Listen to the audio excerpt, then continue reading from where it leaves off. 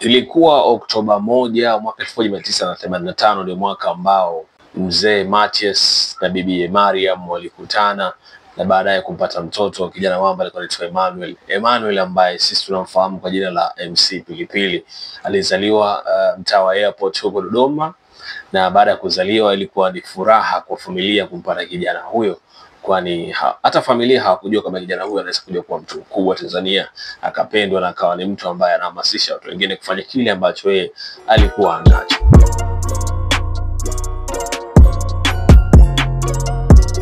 Unajua, kila mtu anapokuwa mdogo huwa na ndoto zake, anatamani kwa mtu fulani, lakini kwa Emmanuel ama MC Pilipili alikuwa anatamani siku moja kuwa mwandishi wa habari au kuwa mchungaji, yani mtu ambaye atawaongoza watu katika upande mzima wa imani. So kila mtu alikuwa na ndoto zake, na yeye pia alikuwa na ndoto ya aina hiyo, kuwa mwandishi wa habari au kuwa mchekeshaji. Na ndio maana hata leo tushangae kumuona MC Pilipili alikuwa ni mtu ambaye hakauki kwenye vyombo vya habari, maana yake ni sehemu mojawapo alikuwa pia yeye akipenda kuifanyia kazi. Lakini pia hata katika upande mzima wa imani tunamfahamu MC Pilipili kama ni mtu ambaye pia alikuwa akiongoza wengine katika upande mzima wa kiimani. Hivyo unajua, MC Pilipili alishawahi kutunukiwa tuzo ya mtoto wa nuru ya The Bible Baptist Church huko kwao, kwa sababu alikuwa ni mtu ambaye amepewa heshima akiwa na umri mdogo sana.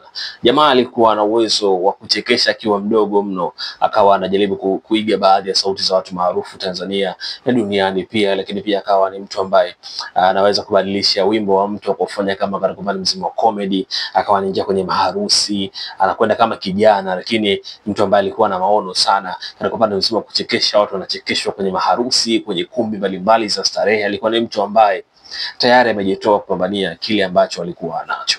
Kuna kauli inasema mwalimu ni mtu ambaye anaweza kutengeneza future yako, yani anaweza kutengeneza kesho ya maisha yako. Basi hivyo hivyo kwa mwalimu wake na MC Pilipili. Kipindi alipofika sekondari, mwalimu wake mmoja wa darasani shuleni kabisa akamwambia, mimi nakuona Emmanuel una uwezo wa kuigiza, basi kama ni hivyo chukua masomo ya theater arts, maigizo ya majukwaa uyafanye, kwani ukifanya hivi na kile ambacho wewe unakifanya, naona kabisa unaweza kufanikiwa na hiki kitu. Basi MC Pilipili ni mtu ambaye alikuwa ana maono, lakini pia ana uwezo wa kumsikiliza na kusikiliza mawazo ya watu waliomzidi umri, yani watu wa makamo. Basi na yeye akachukua haya mawazo na kuamua kwenda kufanyia kazi, akajiunga na theater arts na maigizo majukwaa, akaanza kuwa mwigizaji, mchekeshaji, lakini pia akaanza kuhudhuria kama mshereheshaji kwenye birthdays na shughuli mbalimbali za majumbani. Akaanza kujipata huko.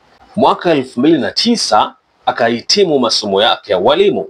So baada ya kuhitimu, lakini akapita changamoto nyingi sana za maisha, kwani baba yake mzee Mathias alifariki. Ikabidi yeye bwana Emmanuel, yani MC Pilipili, kuiongoza na kuihudumia familia ambayo baba yake ameiacha. So kwa sababu ni mwanaume na kijana ambaye ana nguvu, akafikiria kitu gani akifanya, akaamua kile ambacho amekifanya yeye kama kipaji chake basi kinaweza kuilisha familia asubuhi, mchana na jioni. Akaanza kujiingiza rasmi katika upande mzima ushereheshaji, lakini pia stand up comedian mkubwa sana, akaanza kujitengenezea njia kwa aina hiyo. Baada ya kujitafuta kwa muda mrefu akiwa Dodoma, akafunga safari na kuingia katika jiji la mishemishe na michakato mingi ya kuisaka hela, na maanisha Bongo, Dar es Salaam.